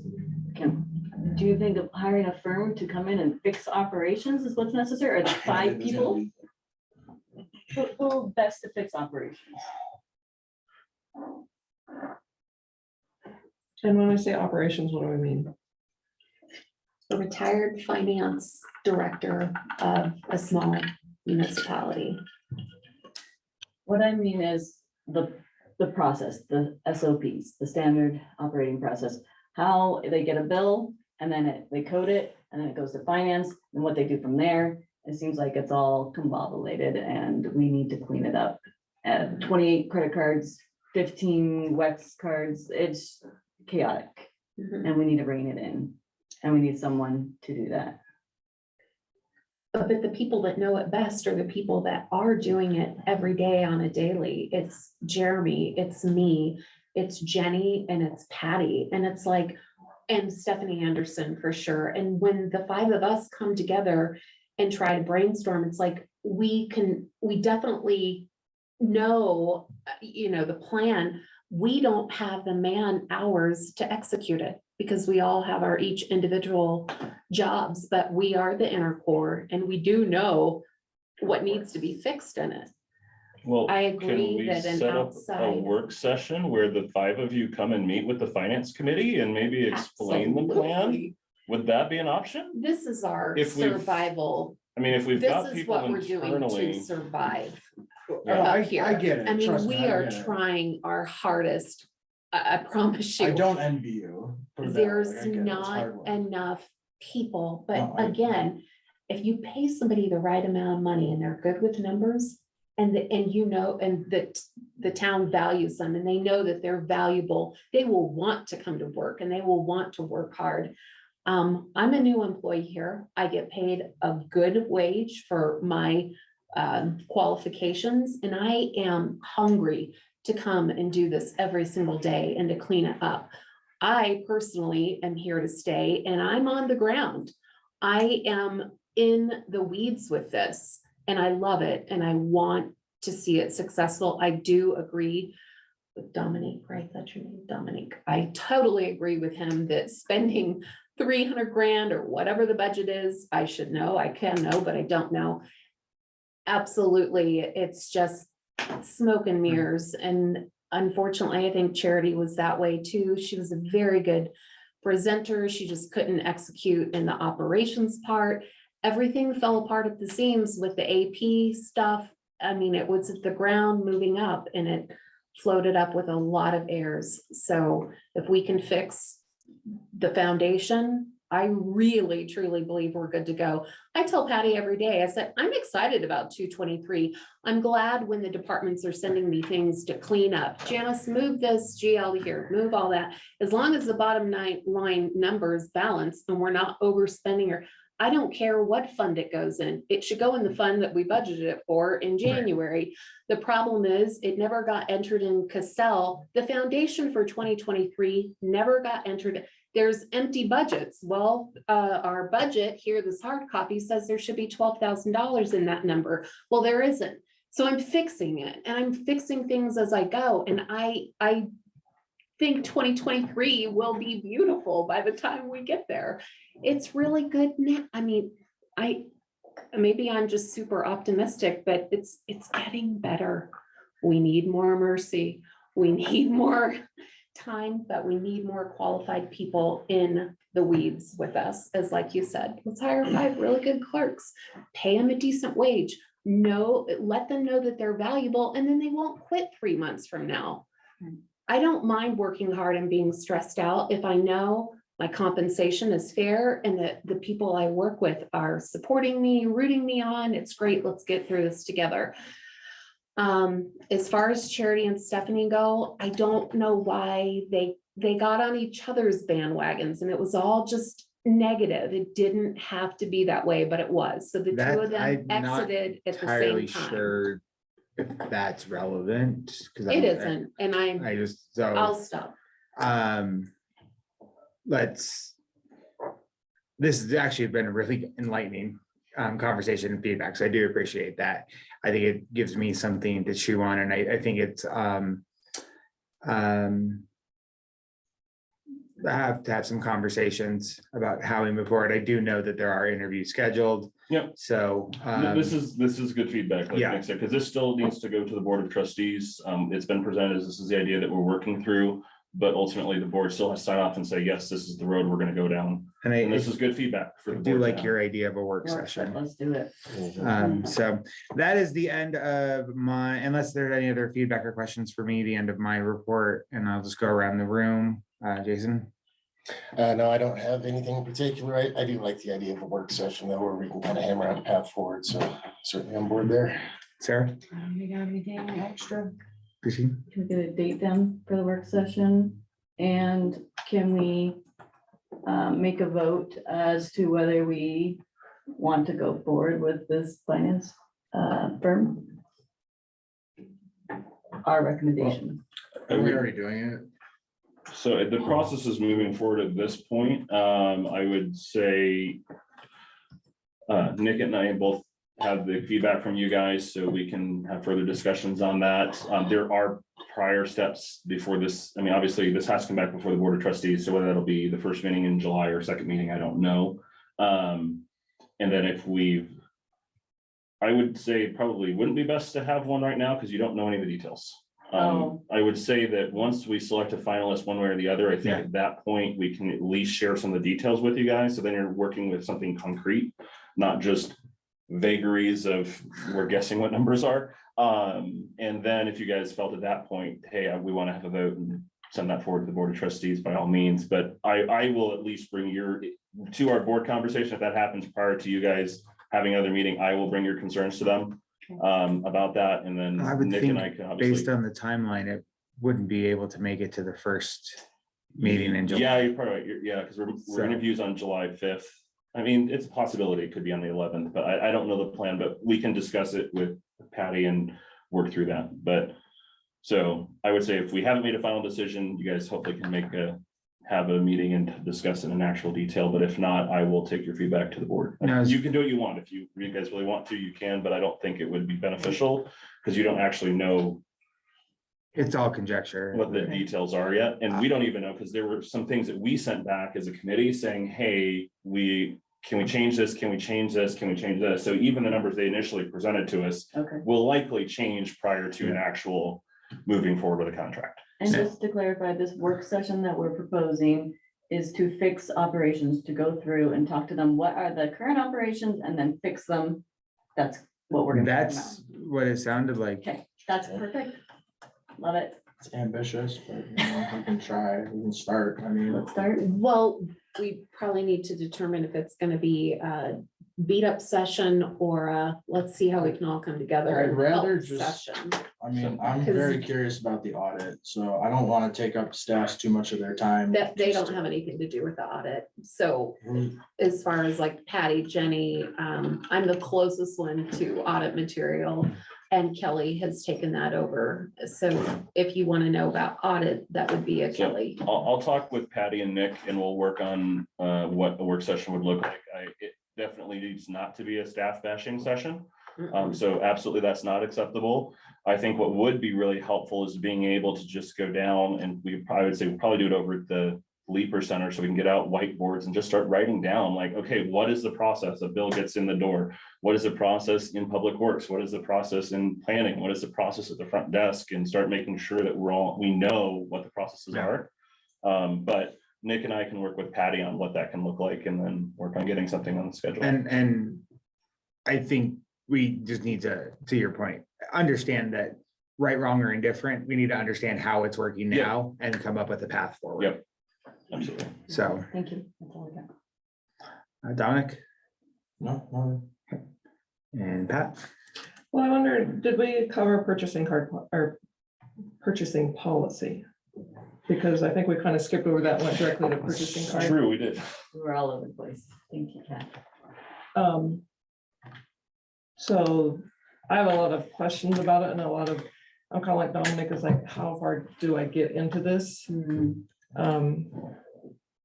Pat, So if I'm you just- want to just send me those questions, or I'm happy to meet with you for coffee or something, or lunch in Fort Collins, and we can kind of go through it. And then we can kind of summarize it and put it together for the finance committee if you'd like. Okay, I just want to know what it is. I was like, can we actually, can you email the group? Email all of us with Patti and, Yeah, All the questions, Um, absolutely. and then I don't know if you guys want to meet individually and share the results, or Patti, you can respond to everyone. Absolutely. We can do whatever. yeah, I'd like to meet with her and discuss a little bit, because I don't know exactly how Wellington does it. Yeah, so the Absolutely. purchasing policy itself is actually adopted policy. So that one has been adopted by the Board of Mhm. Trustees. Like, it's not, the cash policy is something they're creating. The purchasing policy itself is actually something that has been adopted. Yeah. So There are it's- some changes that need to be changed, like the FNBO is in there and Right. some other things like that that Okay. need updated anyway. So when it says most recent update, August of 22, does that mean it went back in front of the? Yeah, Okay. I don't remember what the changes were, but It if you. was went something related to back, you could federal look at grants. The packet and it would be in there. Yeah, it was something related to federal grants or something. I remember we were trying to, we received that federal grant. We needed to, It was the Gotcha. CFR 200 probably. That page about minorities and women-owned Yeah. businesses, yeah. Yeah. Okay. So, Okay, so that was what I was wondering about. any other board reports before or committee reports before I ask Trustee Gaiter? And I did forget to mention, thanks for electing me. I'm gone for the next 2 months. So I leave July 7th and I don't get back until July 24th. So the next meeting Dominic will be chairing, next meeting on the 17th, Dominic will be chairing. So there was one other thing that was on our previous list was an audit update. Charity had told us that we were supposed to have a formal update on the 2021 audit in May. yep. So that should be coming there. We've been in contact with them. They should be wrapping it up by the end of July, the 2021 audit. They're having a family emergency. The firm itself is a husband and wife and daughter. From what I understand, there's some family emergency. So the 2023 audit, they will start working on as soon as they can. We don't have a definitive date. I understand from them that they've been asking for documents for some time and are just receiving them now. So that's put everything behind. We're behind not because of them. We're behind because of us. And you said end of July? Yes, That's when it's due. Yeah, it's not gonna be done. Well, that's when 22 is due. Yeah, 22 is due. yeah, 2022 will be worked on. I'm sorry, as soon as 2021's done. They didn't give us an ETA on that, which is not surprising. But They did send us a checklist, though, that I'm starting to work on gathering the 2022 reports for them. So hopefully you. we can just dump it all at once. It seemed like everything was kind of piecemeal since I've seen in 2021. Hopefully. Well, at least they're asking for 22 We'll go. documents. So. Quicker. Trustee Gaiter. Did anyone not see this yet? I grabbed this from CML. So this is a company that was, I'll share my screen so Jesse and Patti, you can see about this. And so Patti, I plan to talk to you about this more tomorrow. sure. So this literally, I talked to them today when I was going through the vendor hall. So I've been talking to Patti for some time. If Yep, you've 2 years. done Larimer County's budget, they have a tool where you can actually go in and build your own version of Larimer County's budget. And you can say, take money from here, put money over here, and you have to balance it. But it was always like something that was like $20,000, $30,000. So it was like, this is not within our budget. So I talked with the guys here for balancing act. And so we'd have to work out details, but the cost of it would probably be in the range of the $4,000 to $6,000 range, which is a lot more feasible for us, but it would actually allow us to go through and basically put a tool together that we can either utilize internally or we could utilize it externally with the residents, where people can actually go through and do like their own versions of the budget. And it forces them to either you have to increase revenues or decrease expenses if you want to. So if you say, hey, I really want the town of Wellington to spend $1 million on roads and bump that up to $1 million, then you have to figure out, you know, it was only at 500,000 before. So what am I taking away, or am I raising my taxes? Right. And so that's something that we, I've talked to a couple of trustees to let them know I would love to have the board look at this in July. I'm actually gonna see if we could potentially utilize the funds within our board discretionary fund, because we obviously, this isn't in our budget for this year. We do have funds that we have not expended yet. So my goal is to bring this back at the July 11th board meeting as an item for the Board of Trustees to discuss, to kind of work through. Hopefully we'll be able to get them to actually provide some kind of a demo or something, so we can actually see what that would look like, or maybe even do like a web presentation. But I wanted to kind of present the idea to you guys as a finance committee, because obviously we won't meet again before that meeting, to get you guys' thoughts on whether or not you think this is something we should look into doing, or if you think, hey, this really isn't a good use of funds. What is typical community engagement? I don't have numbers yet from theirs. I could get Larimer counties, obviously they're a lot larger. It's not a huge number, but I can ask, and I talked to them for like 10-15 minutes today, so I don't know that, but that's a good question. So I don't know the community engagement piece, how much that would be in terms of how many people engage with it. I know Larimer County is a much bigger pool, but what's that percentage, and Right. how many people are going to find? I think there are, of course, gonna be a number of people that will get in there and play with it, but is it going to have a culture shift? Is it gonna create a culture shift? Are people gonna understand Right. more about civic engagement? Yeah, one of the things that they talked about as I was kind of reading through their materials is that it kind of puts people in the chair that we are in as trustees, or kind of you guys as a finance committee, because it's always great to say, yeah, I'd love to spend more money on our roads, but then you're faced with, okay, well, I spent this much more on roads.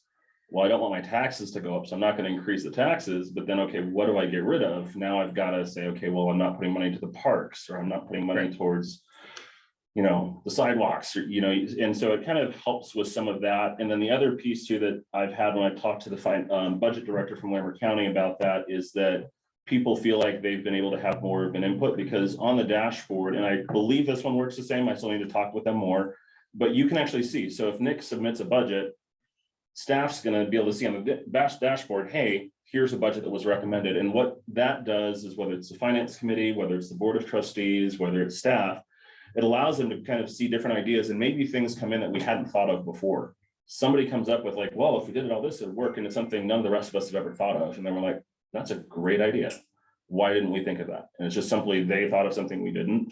And I know that's one of the things that's been beneficial for Larimer County, is that people have that ability to get new ideas you didn't think of, but at the same time, people also feel like, and typically it's those that are more savvy that would get upset with you about how you're spending their money, are the ones that would go through and do this, where they feel like, hey, I got to provide you with some input as to what this should look like. I think Yeah, it's a great John. idea. Oh, go ahead. Go ahead, Jesse. Oh, I was just gonna say, I think it's awesome. I think the education piece of it is really cool, because it's things that most residents probably don't think about. However, kind of with the community engagement aspect, I don't necessarily see much of our town participating in it. So I don't know that it would be worth, like, I don't know if you mentioned how much it costs, but I don't know that it would be worth Somewhere the into cost. 4,000 to 6,000. I'm saying a larger number. I think it would be on the lower end, but somewhere in the 4,000 to 6,000 range is what he was guessing. Now, this was literally me telling him, here's how many people we have, and him guessing as to what it costs. So it could come back with a completely different number. Sure. So did they give you examples of how this kind of shifted the community's involvement in things after participating in it, or? Not yet. That is something that I would be working on the next 2 weeks to the 11th to actually gather some of that. So at this point, all that's happened is I've had a conversation with them, and I let a couple of trustees know, hey, this is, I think, a kind of a cool idea. I'm going to run this by the finance committee, and if they think it's worth looking at, then I'll try to get some better information and bring it back to the board on the 11th. Okay, sorry if you already said that, but thank you. That's okay. Jesse, I just realized I skipped you too. I owe you apologies, so we'll come back to you after. Oh, Trustee Gaiter. no, you're totally fine. I do not have any reports, so it's all good. Sorry, can I have something? Okay, add something, not about this. Trustee Gaiter, anything else? There's nothing else that I had. I think you guys give me a couple of good questions to reach out to get more information, but anything else that you guys would like to let me know as I go running to get actual information on what this can do. This is about 10 hours ago that I was like, oh, this is cool. So, I'd like to second Jesse on this one. I mean, I don't think the community involvement piece is there. Okay. We've never had anybody in this room with us. okay, Not once, not Got one it. person one time. Maybe if you got teachers to assign this as a thing in school and they took it Okay. home and their parents saw it, that would be kind of, I feel like, one way, okay. or one of the ways you can.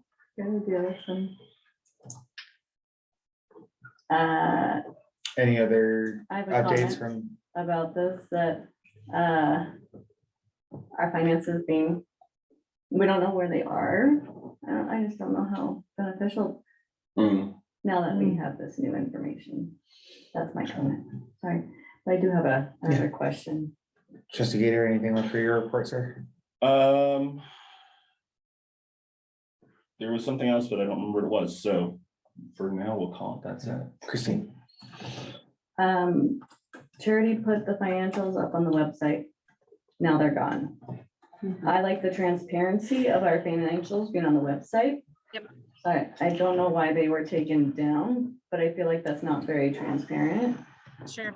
We will put those back up. We took them down when we realized how incorrect they were. So I wanted to get these to you guys. I didn't want to get them up before you guys had them in your packet. You talked about it a little bit, so we'll put them back up on the website, the ones that are in your packet, on the website tomorrow. It was the 2022 on the website. Pardon me? Last year, 2022 was on the website. Okay, I didn't, I will check on that. So all of 22, what was on there? Yeah, it was year to date. 2022 was on the website. Okay, well, we get that back up. I apologize. I didn't know that one got pulled down too. Oh, thank you. You bet. Staff reports. So I can tell you, we are having, we're bringing Cassell in to do some training, as opposed to sending people over to Utah. I want to make sure people know exactly what they're supposed to be doing, how our operations work. Cassell will come in and take a look at the internal work of Cassell, how it's working, to make sure it's doing what it's supposed to. If we have any kinks in the system, they'll work through those. So we'll have people on site for 2 days. I am using our professional development budget out of the town administrator's office to pay for that. So that'll be happening. We're taking a hard look for revenues for 2024, knowing that like student loan payments are coming due and people are going to have to start paying for things, and watching the economy. I'm a little worried about what our revenues and sales tax might look for 2024. So trying to keep an eye on that and getting in touch with others who are working on some of those projections. How many people will be at this Cassell training? How many people have access? I don't know if that's one and the same. Janice, I think it's everybody that's on that board. Is that correct? Yeah, it's definitely everybody on this list minus or plus Verity. Mhm.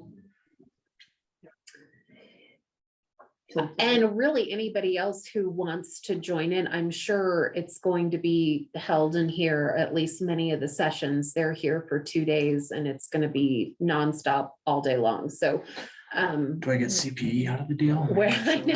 wherever, I mean, I feel like I want training on all the modules because I deal with them all except for utility billing. So I'm going to try to jump in on every session. I know there's going to be someone specific for the general ledger module that'll sit with me, show me how to, probably the training I should have gotten back in March.